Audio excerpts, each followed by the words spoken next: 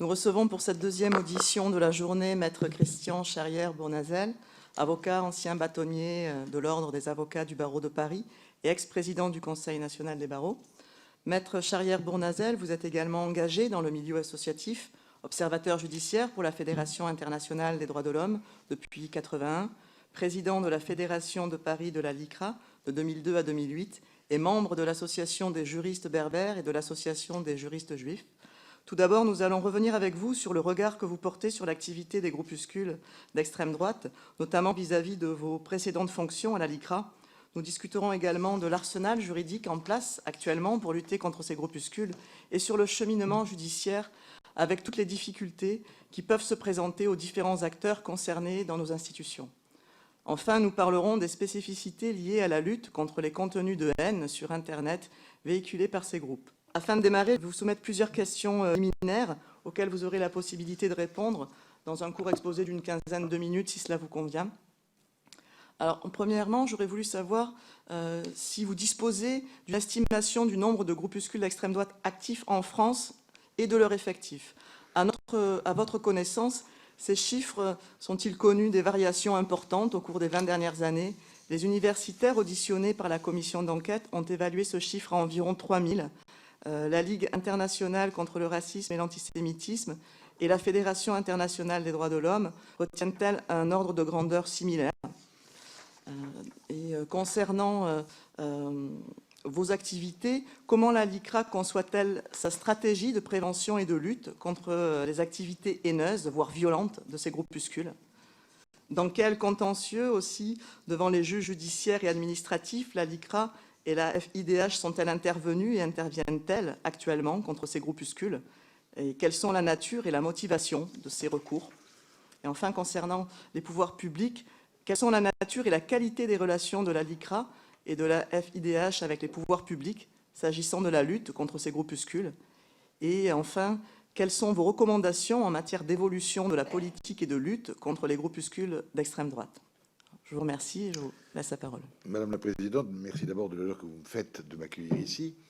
Et je voudrais qu'il n'y ait pas d'ambiguïté. Je ne suis pas actuellement le représentant légal de la LICRA. Je ne suis pas le président, C'est très clair. Je suis toujours investi. Et donc, je parle en mon nom davantage qu'au nom de l'institution elle-même. Sur la première question, qui est de savoir quel est le nombre de groupuscules d'extrême droite, vous les qualifiez d'extrême droite, mais je dirais plus généralement de groupuscules dont l'objet est de prôner la haine, antisémite, xénophobe, homophobe, sous toutes ses formes. Je n'ai pas de chiffres. Je sais simplement que, et comme vous le savez vous-même, 74% d'atteintes antisémites ont été commises cette année par rapport à l'année dernière, 74% de plus, ce qui est considérable.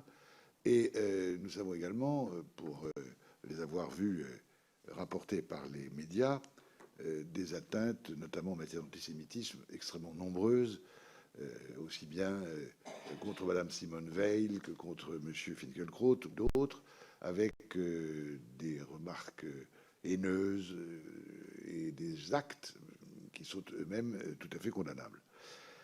En l'état actuel du droit, nous savons que le ministère de l'Intérieur peut suggérer au Conseil des ministres la dissolution de groupuscules, qu'ils soient fondés en association ou que ce soit des mouvements spontanés, sans qu'ils aient une structure juridique, et sont compris dans cette catégorie de groupes de combat et milices privées qui peuvent être dissous au terme de l'article L212-1 du Code de la Sûreté intérieure, ceux qui provoquent à la discrimination, à la haine ou à la violence envers une personne ou un groupe de personnes, à raison de leur origine, ou de leur appartenance, ou de leur non-appartenance à une ethnie, une nation, une race ou une religion déterminée, soit propagent des idées ou théories tendant à justifier ou encourager cette discrimination, cette haine ou cette violence. Donc il y a déjà un instrument juridique qui est celui du décret en Conseil des ministres pour provoquer une dissolution. Mais il y a aussi, de manière extrêmement utile, et je vous dirai en quoi, de mon point de vue, on peut améliorer encore les choses, il y a des délits définis dans le code pénal, notamment l'article 431 trait d'union 6, qui est la provocation à constituer un groupement armé. Et cette provocation à constituer, donc ce n'est même pas le groupement déjà constitué qui est en cause, c'est la provocation à le constituer, est punie d'1 an d'emprisonnement et de 15 000 euros d'amende. De même que s'il est suivi des faits, alors là c'est encore plus grave, c'est 7 ans d'emprisonnement et 100 000 euros d'amende.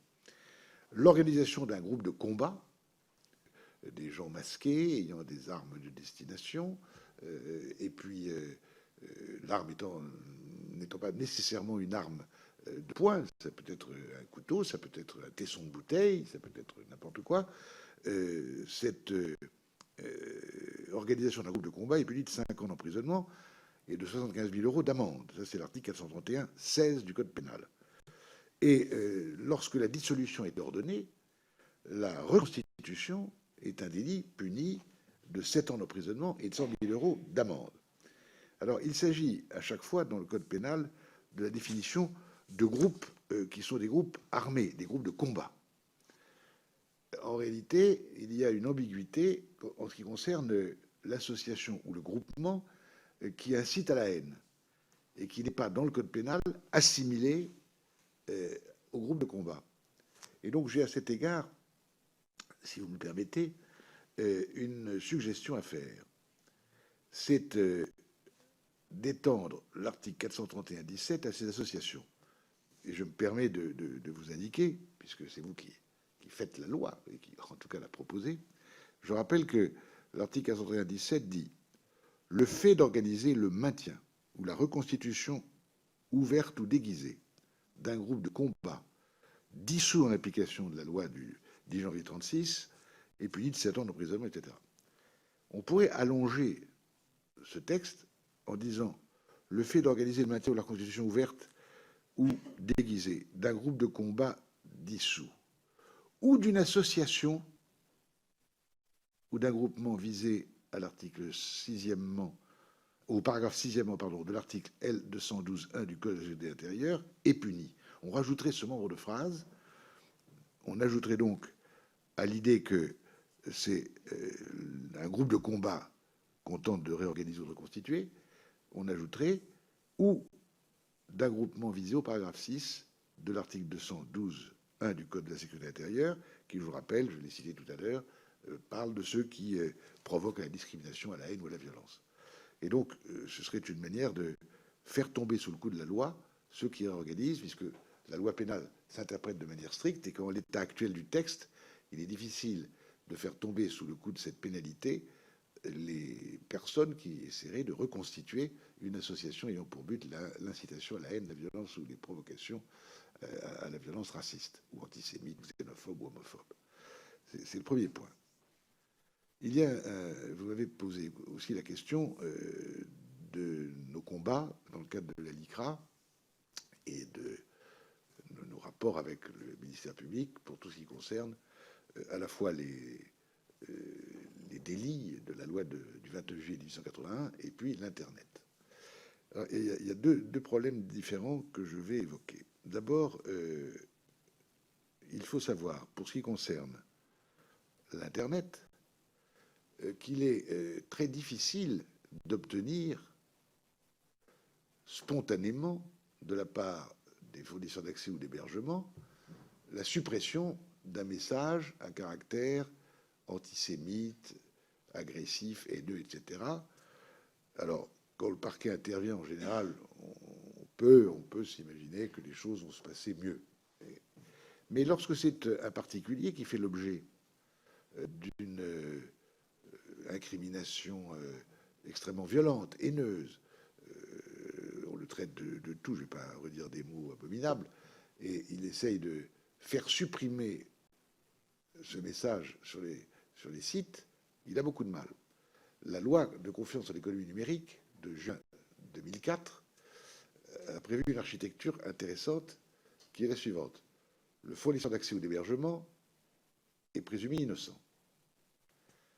Si quelqu'un s'estime victime d'un délit porté par le fournisseur d'accès ou d'hébergement, qui héberge ou rend accessible un site quelconque, À ce moment-là, la personne objet de ce délit, victime de ce délit, peut faire une sommation, et une mise en demeure suffit, pour exiger que soit retirée la phrase, le passage, la photo qui l'atteint.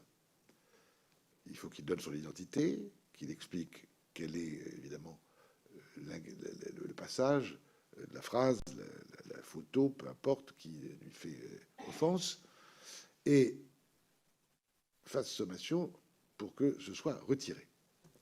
Si le fournisseur d'accès aux hébergements ne répond pas, à ce moment-là, on peut saisir le juge du référé du tribunal de grande instance qui donne éventuellement injonction au fournisseur d'accès aux hébergements de supprimer ce qui est attentatoire pour la personne qui se dit victime.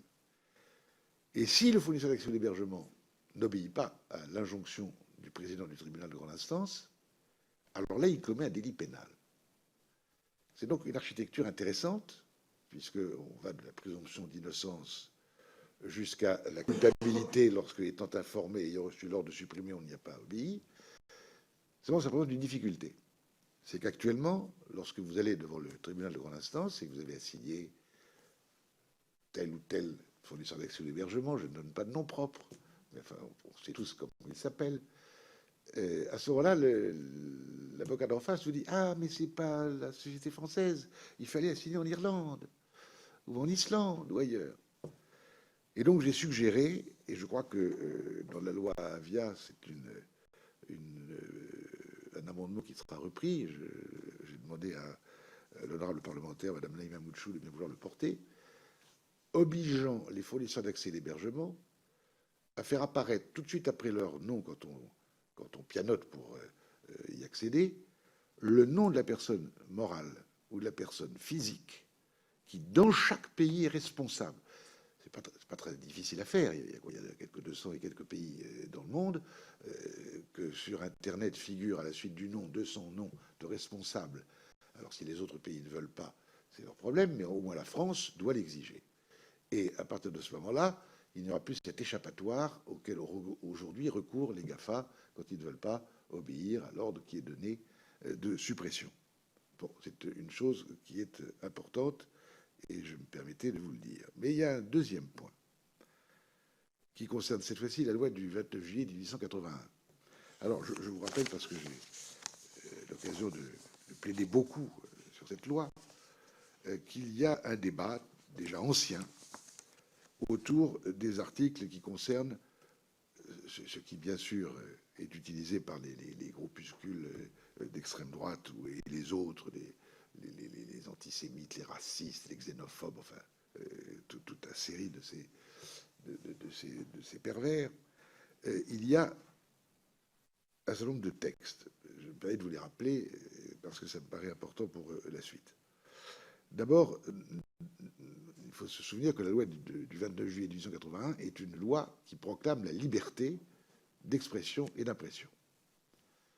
Tous les autres articles, après le premier article qui dit ce que je viens de dire, définissent les exceptions à cette liberté ou ce qui ne peut pas aller au nom de la liberté. Mais quelque chose depuis longtemps me préoccupe. Autant il est légitime que lorsqu'on assigne quelqu'un, un journal, une chaîne de radio, parce qu'il y a une diffamation qui vous atteint, on a prétendu quelque chose qui n'a rien à voir avec le racisme, l'antisémitisme, il y a toute une procédure qui prévoit qu'on peut discuter de la légitimité de la qualification d'une diffamation. Il faut que ce soit une atteinte contre une personne déterminée qui porte atteinte à son honneur ou à sa considération. L'honneur, c'est de ne pas avoir commis de délit pénal. Bref, c'est un débat sur des faits précis. Et il y a une possibilité de se défendre qui est de rapporter la preuve. Ce qui est impossible quand une diffamation est une diffamation à caractère antisémite ou xénophobe. Il n'y a pas à rapporter de preuve. Et c'est interdit. Il y a ensuite la bonne foi, qui est un autre axe de défense du diffamateur pour ce qu'on appelle les diffamations de droit commun.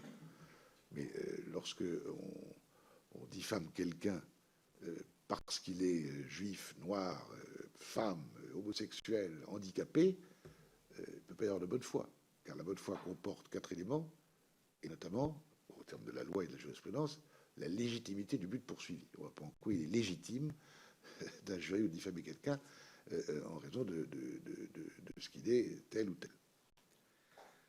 Et donc, ont été ajoutés à la loi 81 au fil des années un certain nombre d'articles. L'article 24 d'abord, qui réprime de 5 ans et de 48 000 euros d'amende et tout ce qui est porté par écrit ou parole, pas les actes. Les actes sont l'objet d'autres articles du Code pénal. L'atteinte volontaire à la vie, à l'intégrité, les agressions sexuelles, verbales ou écrites, l'incitation au vol, extorsion, destruction, dégradation, ou l'apologie de ces délits, l'atteinte aux intérêts fondamentaux de la nation, l'apologie des crimes de guerre, des crimes commis contre l'humanité, l'esclavage, la collaboration avec l'ennemi. Alors tout ça, c'est porté par les paroles. Et puis, enfin, l'article dont on se sert beaucoup quand on plaide au nom de la LICRA contre des haineux, la provocation, ou l'incitation ou la provocation à la haine, à la violence, à la discrimination envers une personne ou un groupe de personnes à raison de son appartenance ou de sa non-appartenance à un groupe, une race, une ethnie, une religion déterminée, ou en raison de son orientation sexuelle ou son handicap. Bon, tout ça est très clair. Il y a ensuite un autre article, qui est celui de la loi Guessot, le 24 bis de la loi de 81, qui est le négationnisme. Le fait de nier la réalité de ce qui s'est passé pendant la Deuxième Guerre mondiale et qui a fait l'objet de condamnation par la juridiction de Nuremberg. C'est donc nier ce qui a été condamné par une juridiction internationale, qui est un délit. Et puis vous avez deux autres articles qui sont en fait des articles définissant la diffamation, l'autre l'injure et leur peine, et avec un alinéa particulier pour ce qui concerne les diffamations ou les injures à caractère raciste, antisémite, etc. Or, ces articles sont dans la loi qui protège la liberté d'expression. Liberté sacrée à laquelle nous sommes attachés, qui est fondamentale. Mais en vertu d'une sorte d'imposture, les négationnistes, les diffamateurs professionnels, je pense notamment, et là je vais le citer, à M. Soral, j'ai plaidé contre lui il y a peu de temps, en audience publique, dont je ne trahis aucun secret, qui était poursuivi légitimement parce qu'il avait dit des époux Klarsfeld, dommage, le travail n'a pas été achevé. Il faut quand même avoir être assez monstrueux pour écrire des choses, vous dire des choses pareilles. Et ça se passe, ce genre de procès, dans une enceinte tout à fait estimable, où j'ai eu l'occasion depuis 40 ans de plaider des dizaines de fois, qui est la 17e chambre du tribunal correctionnel ou civil de Paris, qui est la chambre de la presse. Et il est naturel que cette chambre soit extrêmement vigilante sur la liberté d'expression, ce qui est de l'ordre de la haine véhiculée par les mots et qui ne peut justifier d'aucune preuve, d'aucune bonne foi. Ce n'est pas la liberté d'expression, ce sont des actes. Les mots ne confèrent pas l'immunité aux propos qui sont tenus. Et dans ce domaine. Et j'ai des conversations avec des amis que, de manière un peu humoristique, j'appelle les intégristes de liberté d'expression, qui ne veulent pas entendre ce que je préconise, qui est de faire sortir de la loi de 1881, sans rien changer au texte, les délits que j'ai évoqués tout à l'heure.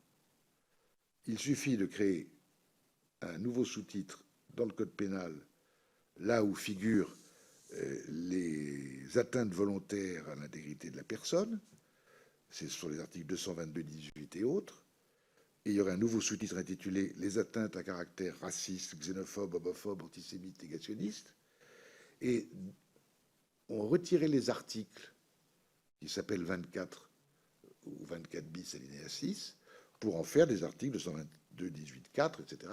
Je me suis permis de faire une lettre à Madame Mouchou, que je connais bien, honorable parlementaire, mais je vous la remettrai si vous voulez pour que vous puissiez voir avec les numéros que je suggère pour faire cette extraction de la loi 81. Quel serait l'intérêt? D'abord, rappeler que nous ne sommes plus en face d'une liberté, mais et même pas d'un abus de cette liberté, nous sommes en face d'actes de haine et d'actes qui sont délictueux. Les mots ne confèrent pas l'immunité, je dis, et je vais le prouver très simplement. Le harcèlement sexuel ou moral dans l'entreprise, c'est avec des mots. Le chantage, c'est avec des mots. Les mots ne confèrent pas, encore une fois, une sorte d'irresponsabilité ou d'immunité à la chose qui est dite. Il y a des mots qui sont en réalité aussi violents, avec des répercussions aussi graves que le sont des actes de violence physique. Et d'ailleurs, le Code pénal, dans les articles qui répriment les violences faites aux personnes, mettent sur le même plan les violences physiques et morales. Donc je ne suis pas en train de prôner un changement du droit, mais simplement remettre dans le droit commun les articles qui, pour le moment, bénéficient de cette espèce de prestige et de précaution que donne la volonté légitime et essentielle de protéger la liberté d'expression. Il faut les ramener là où ils doivent être, c'est-à-dire dans le droit commun. Ils ne doivent pas échapper à la prescription commune, même si aujourd'hui, alors que la prescription des diffamations ou injures envers les personnes est de 3 mois, elle a été portée à 1 an pour ces atteintes particulières. Mais je ne vois pas pourquoi ça ne serait pas de 6 ans, comme les autres délits de violence. Et puis pourquoi la récidive ne serait pas automatique, alors que si elle est en principe possible pour ce genre de délit, elle n'est jamais appliquée. J'ai eu l'occasion, Dieu et son âme s'il en a l'usage, de plaider contre M. Forisson à de nombreuses reprises, mais jamais M. Forisson n'a abandonné ces thèses absolument monstrueuses et n'a jamais été condamné à plus que symboliquement un petit pincement d'oreille et une phrase équivalente à petit polisson. Alors, j'exagère dans mon propos, Madame la Présidente. J'essaie de faire qu'il ne soit pas trop lourd à entendre, mais il est profondément sérieux. Et je ne vois pas pourquoi il ne serait pas appliqué une loi qui est ce qu'elle est, sans la changer, et qui permet, en effet, puisque si les délits de diffamation et d'injure envers particuliers ne tombent plus sous le coup d'une menace d'emprisonnement, c'est fini. En revanche, ça existe toujours pour ces délits-là, et ça n'est jamais appliqué. Et c'est la raison pour laquelle j'insiste beaucoup sur ce point. J'insiste d'autant plus que nous savons, c'est un écrivain qui disait cela à Madame, c'est dans le courrier de campagne de Jean Bernanos, à Madame, savons-nous à la longue quel mal peut sortir d'une mauvaise pensée et quel mal peut sortir davantage encore d'une parole terrible. Et c'est quelque chose qui est présent aujourd'hui dans notre société en permanence. Il n'y a qu'à voir, effectivement, sur les réseaux sociaux, ce qui se déchaîne aujourd'hui. Nous avons donc d'un côté la possibilité d'atteindre par ce qui est l'état du droit actuel, mais avec la modification que j'ai suggérée sur les associations prônant la haine et la discrimination, en les assimilant à des groupes de combat, dans l'article que je citais tout à l'heure, et puis en replaçant dans le droit commun les délits particuliers d'incitation à la haine, à la violence raciste par les mots, les paroles, les écrits, qui aujourd'hui bénéficient de trop d'indulgence. Vous savez, l'idéal, c'est d'arriver à réduire au silence, non pas par la mort, mais lorsque Georges Izard, mon auguste confrère de l'Académie française, qui est mort au moment où moi j'arrivais au palais, avait plaidé après la guerre pour Paul Claudel contre Charles Maurras. Il a fait une plaidoirie admirable. Il avait rappelé les mots de Maurras. Maurras disant Monsieur Schrammeck, nous vous tuerons comme un chien. Schrammeck, l'ancêtre de celui que nous connaissons bien aujourd'hui. Il avait rappelé des phrases terribles de Maurras demandant qu'on aille chercher sur la Côte d'Azur à telle adresse le père de Roger Stéphane, M. Worms, qui a fini à Auschwitz. Et il avait dit cette phrase dans sa plaidoirie, ce ne sont pas des phrases écrites au hasard, car l'écrivain devant la page blanche savait à quoi elle mènerait sa victime lorsqu'il l'aurait noircie. Il avait dit souhaitons que ses amis plus discrets nous permettent de lui consentir le silence, qui est la forme suprême de la pitié pour les erreurs et les fautes des morts. Eh bien, ce silence, la justice a le moyen de l'imposer, car quand un récidiviste multiple aura goûté quelques jours, quelques semaines, quelques mois à des conditions, certes humaines, mais dures, de la privation de liberté, il sera peut-être incité à se taire.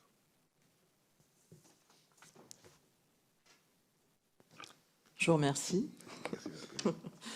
Merci, Bravo pour votre éloquence. Ah, bon, Alors, je crois Vous qu'il l'avez est entendu dire avocat, oui.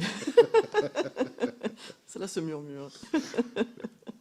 Alors, j'aurais une question concernant, en fait, on a eu plusieurs cas qui nous ont été remontés de gens qui, quand ils voulaient aller porter plainte contre des menaces, ou ça peut être des petits mots dans la boîte aux lettres, etc. Là, je vais vous citer un exemple qui m'a été remonté récemment, mais on commence à en avoir en fait beaucoup, et ça m'interpelle pas mal. Par exemple, quelqu'un qui a reçu dans sa boîte aux lettres un petit mot, on sait où tu habites, tu as une femme et 2 enfants, voilà. Et qui était accompagné de propos nazis. Je ne vais pas leur faire de la publicité ici. Voilà. Et quand cette personne a voulu aller porter plainte à la gendarmerie de son village, à côté de Montpellier, là où je réside, en fait, on lui a dit non, on a refusé de prendre la plainte, et elle n'a pu déposer ailleurs qu'une main courante, dans un autre village. Voilà. Et voilà, c'est un cas parmi bien d'autres. Donc je voulais savoir si vous avez, vous, connaissance de choses comme ça qui se passent. Est-ce qu'on vous les fait remonter à vous aussi, en tant qu'avocat ou par vos autres fonctions? Et comment, à votre avis, on pourrait améliorer le traitement de ce type de plainte? Est-ce qu'il ne faudrait pas sensibiliser aussi Madame la les Présidente, forces de police, ce que vous soulevez là est tout à fait important. Ça dépend des personnes auxquelles s'adressent ceux qui sont victimes. Et ça tient non pas à une malveillance, je ne peux pas le croire, de la part du gendarme ou du policier, mais à un défaut de culture dans ce domaine. Et c'est là où je crois qu'il faut rappeler, et vous devez, comme législateur, le rappeler. Les procureurs de la République doivent avoir l'obligation, puisque c'est quand même de l'exécutif qu'ils dépendent, même si dans le cadre des affaires individuelles, ils n'ont pu intervenir, on peut supposer qu'ils ne le font pas. En tout cas, quand il s'agit d'affaires qui concernent l'intérêt public, il faut que soient donnés des ordres extrêmement précis à tous les procureurs généraux et procureurs de la République pour qu'eux-mêmes donnent des instructions extrêmement précises aux officiers de police qui reçoivent les plaignants. Vous savez, ça a été, je ne vais pas faire une comparaison déplacée, mais en matière d'atteinte sexuelle commise sur des dames, on sait à quel point il a été longtemps extrêmement difficile pour elles de se déplacer pour être entendues par un policier. Bon, c'est la même chose. Il y a une sorte, non pas de malveillance ou de méchanceté, mais si les gens ne sont pas formés, ils ne peuvent pas réagir convenablement. Et donc, il faut former les forces de police et les forces de gendarmerie en indiquant que ce sont des actes extrêmement graves. Ensuite, il est nécessaire aussi de faire savoir au public, et ça, c'est plus difficile à mettre en œuvre, les personnes victimes peuvent s'adresser à des associations. Il y a d'abord l'association d'État qui s'appelle la DILCRA. Il y a ensuite les associations très anciennes comme la LICRA, le MRAP, SOS Racisme, j'en passe, elles sont nombreuses, qui sont tout à fait prêtes et dans un esprit totalement bénévole. J'ai plaidé des dizaines de fois pour la LICRA et de manière totalement bénévole, c'est évident. Qui sont prêtes, ces associations, à prendre la défense de ces personnes, soit en les défendant individuellement, soit en usant du droit que donne la loi, d'agir comme association ayant plus de 5 ans dans l'objet social et se fixant justement comme objet de se battre contre toute forme de racisme, d'antisémitisme et autres. Et donc, ça, c'est un point essentiel. Je suis en train de faire rééditer par un éditeur de mes relations amicales l'ouvrage remarquable d'André Frossard, Le crime contre l'humanité. Il avait été publié par Robert Laffont pour la mémoire de mon client, entre guillemets, enfin du professeur Gompel. J'étais l'avocat de sa fille, qui était partie civile. Le professeur Gompel avait été torturé par Barbie, à la fois comme juif et comme résistant. Il avait été supplicié à la baignoire, animé à l'eau bouillante parce qu'il était dans le coma, il avait 72 ans, et il était mort entre les bras de Frossard à la baraque aux Juifs de Montluc.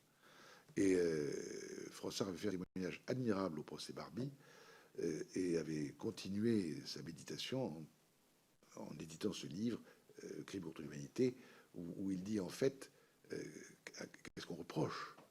Ils sont criminels d'être nés. C'est une phrase d'une force extraordinaire, criminels d'être nés. Et c'est la raison pour laquelle on ne peut pas laisser qui que ce soit dire des choses horribles de l'autre parce qu'il est différent et qu'il est criminel d'être né. Et donc je fais rééditer ce livre avec un éditeur qui est tout à fait remarquable et en nombre suffisant pour le distribuer dans les écoles, dans les lycées, pour qu'au moins les professeurs puissent commencer à en parler.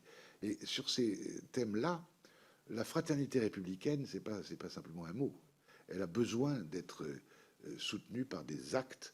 Elle a besoin d'être alimentée par la mémoire de ce qui est effrayant. Et je n'ai pas de recette pour faire en sorte que les gendarmes et les policiers accueillent bien dès demain matin tous ceux qui viendront se plaindre. Mais vous le constatez On le constate, hélas, de temps en temps. Donc il faut travailler à améliorer tout ça. Absolument. Je vous remercie. Monsieur le rapporteur.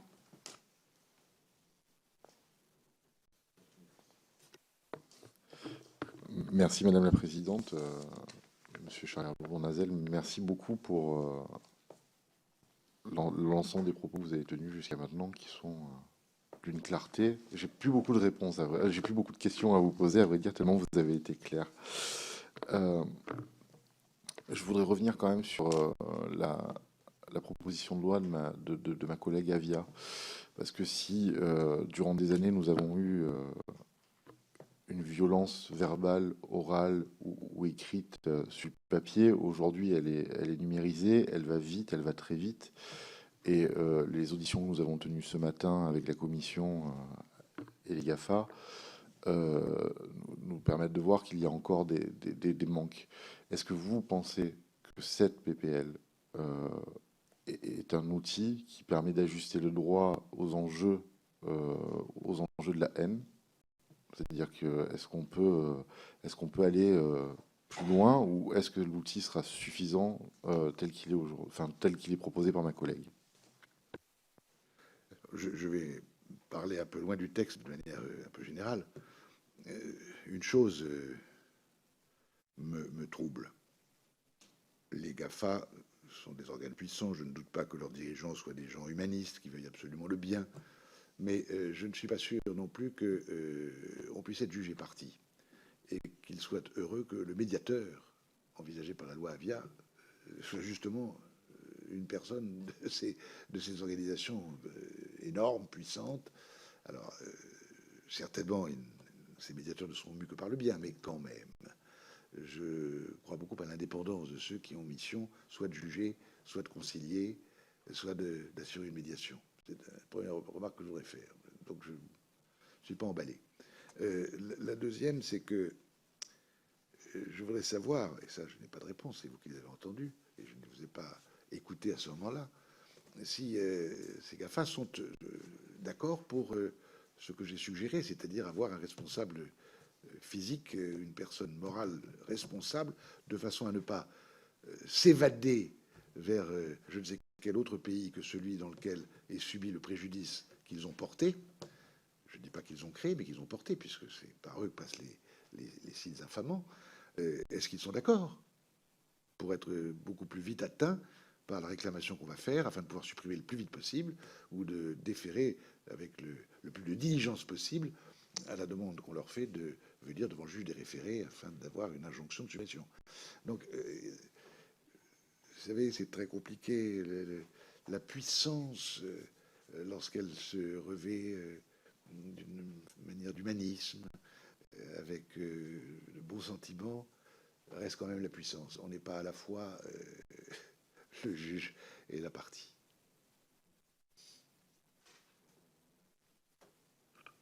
Demande-lui. Madame Guérel, vous avez une question? Je vous en prie, allez-y. Oui.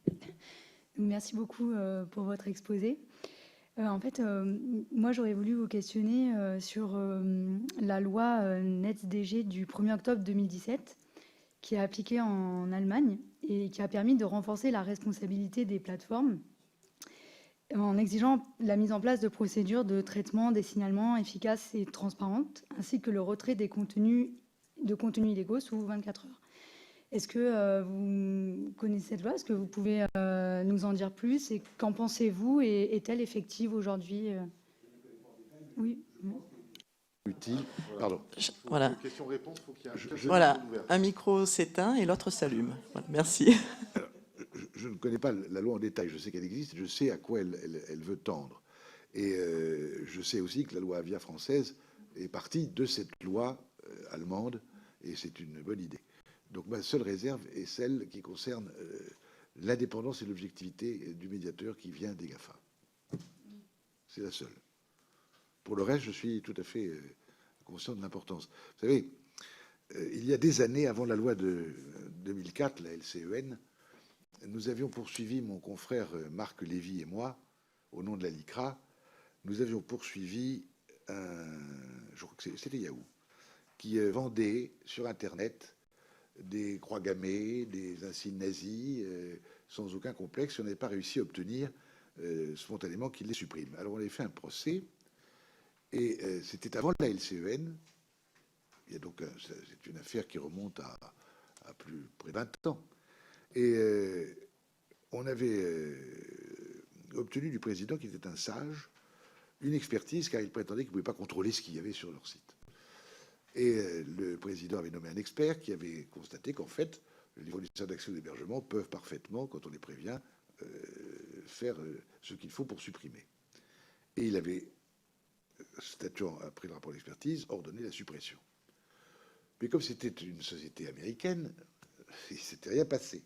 Donc on avait essayé en Amérique, aux États-Unis, d'obtenir l'exéquatur de la décision française. Et c'est Yahoo qui nous a fait un procès aux États-Unis, à nous la LICRA, parce que nous lui portions un préjudice en essayant d'exécuter une décision française qui ordonnait la suppression de la vente sur Internet des objets nazis. Et en réalité, la 8e section de la Cour de Californie a dit que, à l'instigation d'un des juges, qu'il n'y avait pas de raison qu'on ait à l'ICRA des dommages d'intérêt puisque l'exécution n'avait pas eu lieu et qu'il n'y avait pas eu de préjudice. C'était assez contraire à la jurisprudence américaine qui est très favorable aux médias. Et en réalité, c'est à l'occasion d'un colloque, là, tout près de chez vous, à la Chambre franco-britannique, où je tenais un colloque avec des confrères, que j'ai raconté cette histoire, et un homme s'est levé et a dit « Je suis le juge dissident de la cour du 8e circuit de la cour ». C'était un Américain qui était né à Marseille, qui avait été élevé en France très longtemps, il était américain, juge en Amérique, il parlait le français avec un accent de Marseille, matiné de l'américain, et c'est grâce à lui et à son ouverture d'esprit que nous avions réussi à ne pas être condamnés, et je le découvrais par le plus grand hasard des années plus tard. Voilà, petite anecdote qui montre quand même qu'il faut faire attention. Nous sommes dans la mouvance des États-Unis avec ce qu'il y a de bon et de mauvais. Et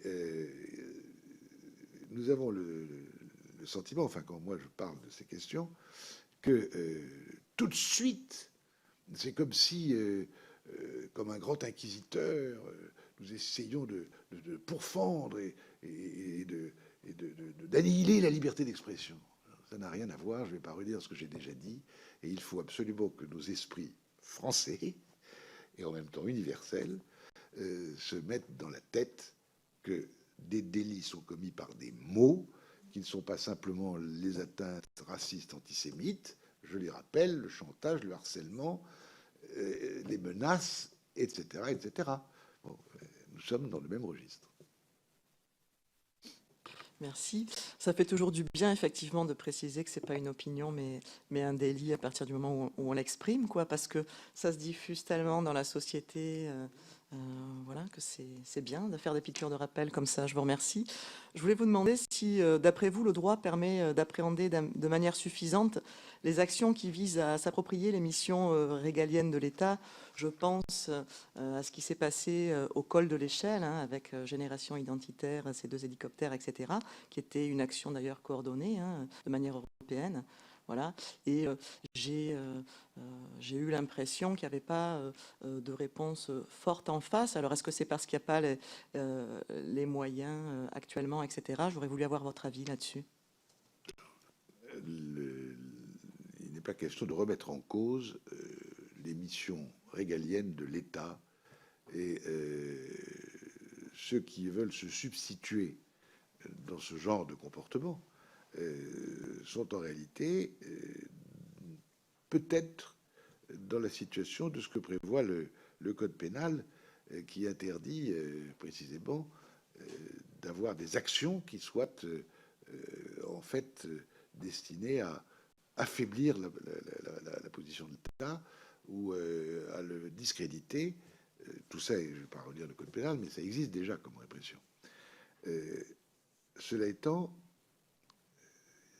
l'État doit, je pense, avoir des contacts extrêmement fréquents et utiles avec ceux qui sont mus par un désir légitime d'améliorer la situation.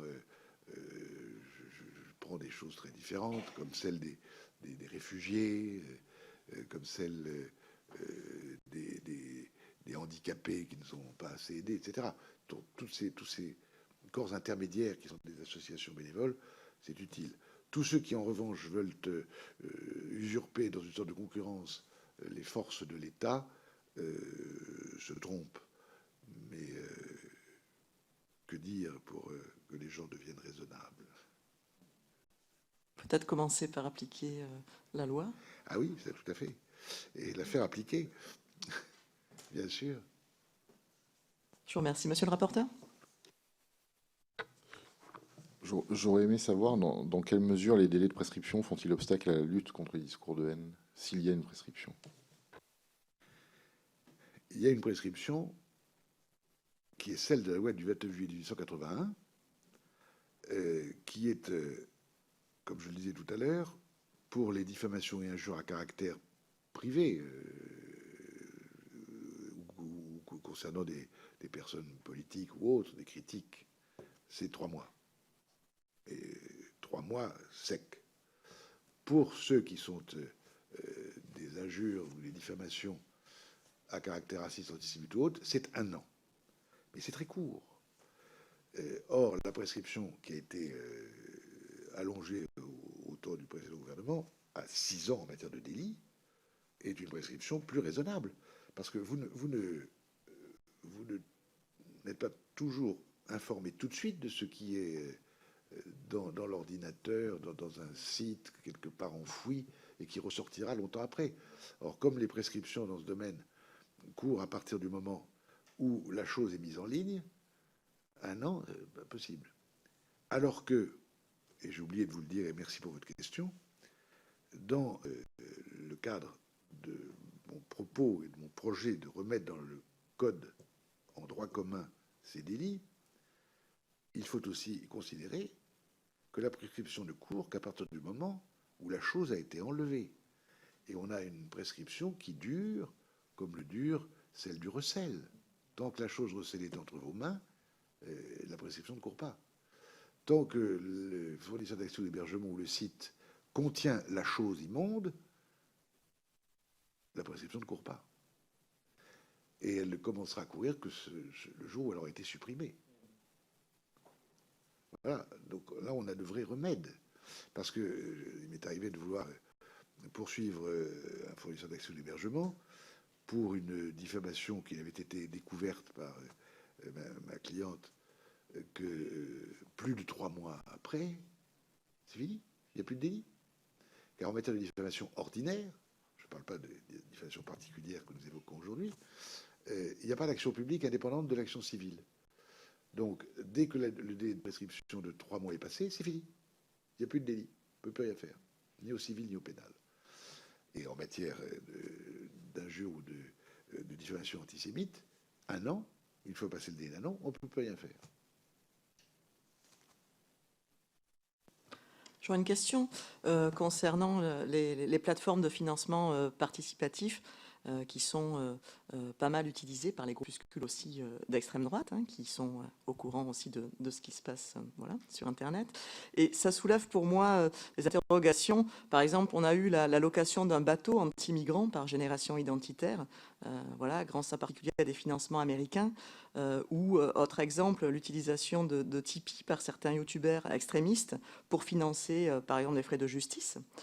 Est-ce que le droit applicable vous semble devoir évoluer pour mieux encadrer l'utilisation de ces cagnottes, ou est-ce qu'il est tout simplement pas appliqué suffisant pour vous? Voilà, qu'est-ce que vous en pensez? Il y a plusieurs questions, Madame la Présidente, dans votre question. Toute somme d'argent, qu'elle vienne de France ou d'ailleurs, qui est utilisée à financer une action qui est qualifiée de délit et qui voit une complicité par fourniture de moyens. C'est extrêmement simple. Donc ça peut être poursuivi. Si une banque, un magnat de je ne sais quelle entreprise finance une opération qui en elle-même est interdite par la loi, il est complice. Alors, de manière qu'il ne soit pas corporatiste, j'en reviens à la cagnotte destinée à payer les frais de justice de quelqu'un.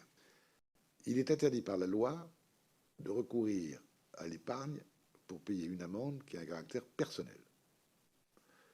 Mais ce n'est pas interdit non plus de se faire prêter de l'argent par quelqu'un de la famille ou par un ami.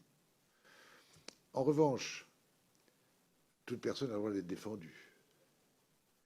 Et si elle n'a pas les moyens, cette personne, de payer les honoraires, fussent-ils modestes, de l'avocat qui va s'occuper d'elle, est-ce qu'il est monstrueux qu'il y ait une cagnotte dès lors qu'elle n'est destinée qu'à cela? De manière non pas corporatiste, la défense n'est pas un délit.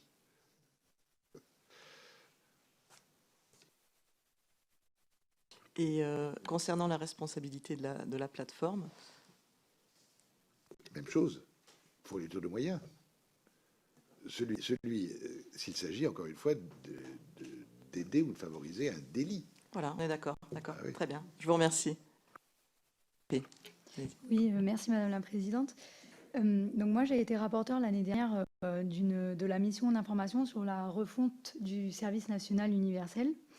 Le but de ce futur service national, donc qui va être expérimenté en juin 2019, est de former le citoyen et justement de renforcer la cohésion nationale qui est mise à mal aujourd'hui par la hausse des actes racistes, antisémites, les discours de haine, etc. Que pensez-vous de ce service national universel? Et selon vous, quels pourraient être les outils ou les modules que ce service national universel pourrait mettre en place pour les jeunes et pour lutter de manière efficace et prévenir ainsi les actes racistes, antisémites ou les discours haineux et ainsi recréer cette cohésion nationale dont nous avons tant besoin aujourd'hui? Merci. Question très importante. Je trouve que la suppression du service national, je n'exprime que mon opinion personnelle, était une catastrophe. C'était un lieu, le service national, où on était là pour servir et où on était sans aucune distinction de milieu social, d'origine ethnique, de couleur de peau. On était citoyen français et alliés de la même manière sur le même service. Et alors je le dis d'autant plus que je n'ai pas fait de service national armé, j'ai fait mon service national, moi, dans la coopération, que j'ai fait des études de lettres en même temps que le droit, et que j'ai enseigné 3 ans en France, je suis enseigné 2 ans au Maroc. Ce qui est une expérience absolument formidable pour moi, et la source d'abord d'une ouverture d'esprit énorme, et en même temps, j'y ai gardé des liens avec anciens élèves, qui sont maintenant des gens à peine plus jeunes que moi, mais qui sont restés des amis, et avec qui, compatriotes méditerranéens tous ensemble, nous avons le sentiment d'avoir les mêmes repères moraux, intellectuels, et c'est essentiel. Leurs enfants, souvent, sont venus en France et sont des Français, mais tous n'ont pas eu la chance d'avoir dans leur enfance un père ou une mère qui avait été à l'école assez longtemps, suffisamment. Et ils sont perdus, beaucoup. Or, le service national universel, c'est un moyen, à condition qu'il soit assez long. Assez long. Il ne parle pas de 15 jours, 3 semaines ou d'un mois. Bon, même 6 mois, c'est trop court. Et à mon avis, c'est quelque chose de fondamental pour refaire, comme vous l'avez dit, madame, la cohésion sociale. C'est là qu'on se rencontre, on se connaît. Des gens, des jeunes apprennent à se voir les uns les autres qui ne se connaissaient pas avant. Et c'est essentiel.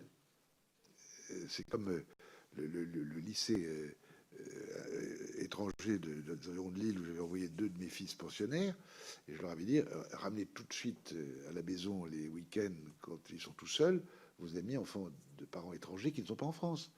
Et on a eu à la maison pendant des années des garçons et des filles de toute nationalité, d'Asie, d'Afrique noire, de partout. Et ils ont des amis partout dans le monde. Et c'est quelque chose d'essentiel que cette façon de se rapprocher les uns des autres, d'échanger, de participer à une aventure commune qui laisse des souvenirs qui sont beaucoup d'entre eux très heureux, et de se comprendre. Rien n'est pire que cette solitude dans des quartiers de nos villes qui sont sinistres et qui fait qu'on ne peut pas avoir d'espérance. Alors maintenant, comment matériellement organiser, je ne sais pas. Ça, c'est pas, je serais prétentieux de le proposer.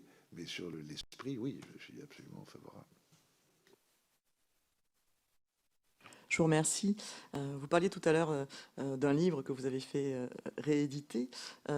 Et est-ce que vous pouvez préciser votre argumentation selon laquelle la liberté de réimprimer des ouvrages anciens, et là pour le coup développant des thèses assimilables à l'extrême droite, y compris accompagnées de commentaires académiques, doit être encadrée, le cas échéant, en saisissant les ouvrages litigieux ou en condamnant sous astreinte l'éditeur voilà, à censurer les passages constitutifs de délit? Je vous remercie.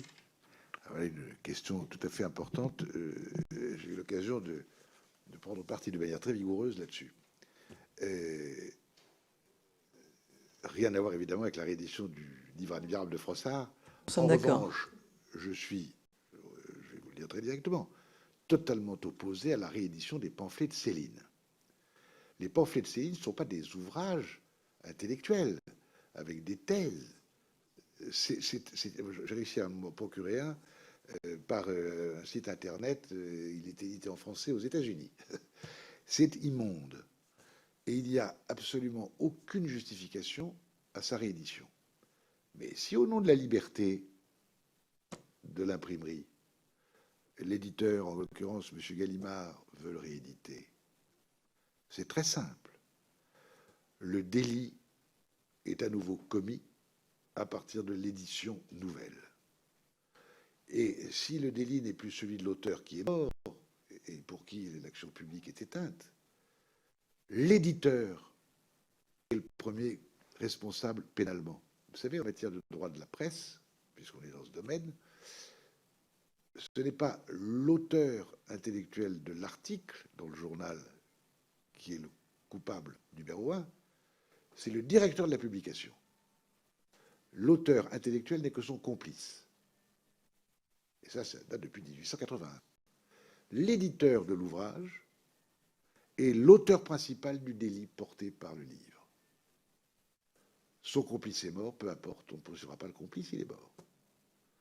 Et donc, je serai le premier à monter en ligne si les pamphlets de Céline sont réédités. Alors, maintenant, faut-il aller plus loin et dans des ouvrages dans lesquels il y a des phrases terribles, faut-il ordonner leur suppression? Vous savez, c'est un vaste sujet. Quand au moment de l'affaire Dreyfus, Maurice Barrès dit que Dreyfus était incapable de trahir, je le conclus de sa race. La phrase dite, même si elle n'est pas réimprimée, continue à flotter au-delà des siècles, et elle a été dite. Boulevard Maurice Barrès existe partout.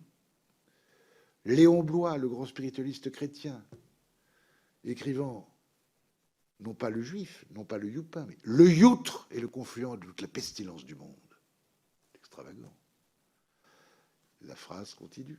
Est-ce qu'il va falloir interdire Léon Bloy ou exiger que les phrases de son livre, il y en a d'autres, soit supprimé, c'est toute la question. Ce que je pense, c'est que il faut, dans les rééditions, qu'il y ait au moins une préface, quand ce sont des ouvrages qui ne sont pas consacrés uniquement à la haine, qui permettent de replacer dans un contexte ancien et sans complaisance la phrase que l'on lit.